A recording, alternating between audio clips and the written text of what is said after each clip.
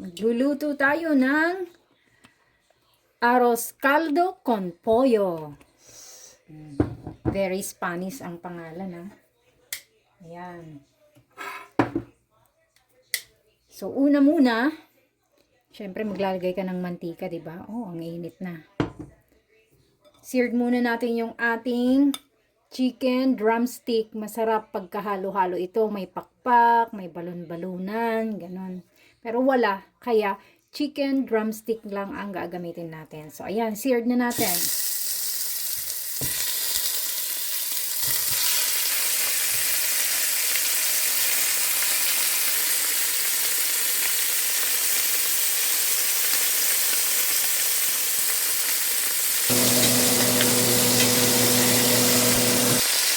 Yan, hanguin muna natin. Babalik ba naman natin ito maya-maya. Ayan.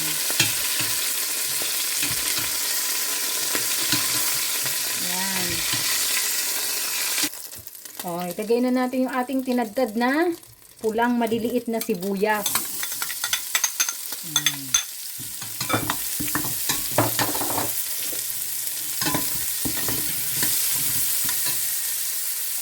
Lagay na rin natin yung ating butter.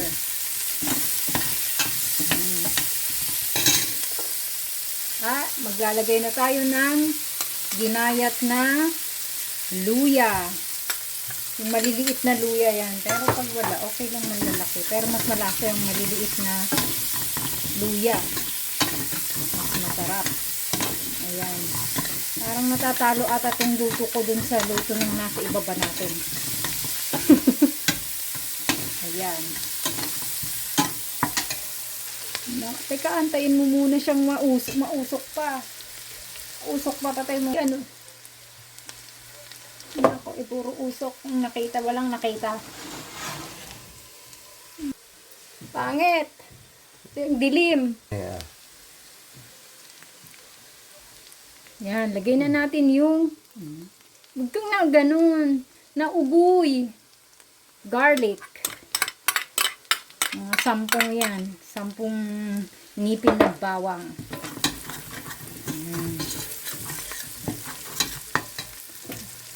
Brown lang natin ng konti. Ayan. Chicken pieces. Ayan.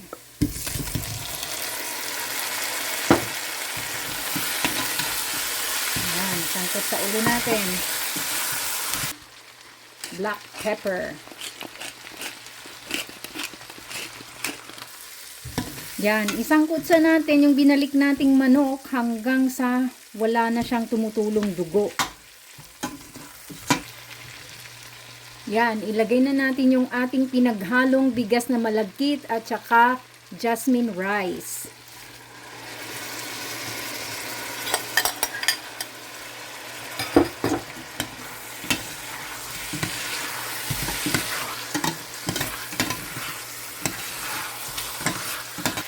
Yan, dahil wala tayong chicken stock, mag-a-add tayo dito ng 2 chicken bouillon. Now, mag-add na tayo ng tubig. Yan.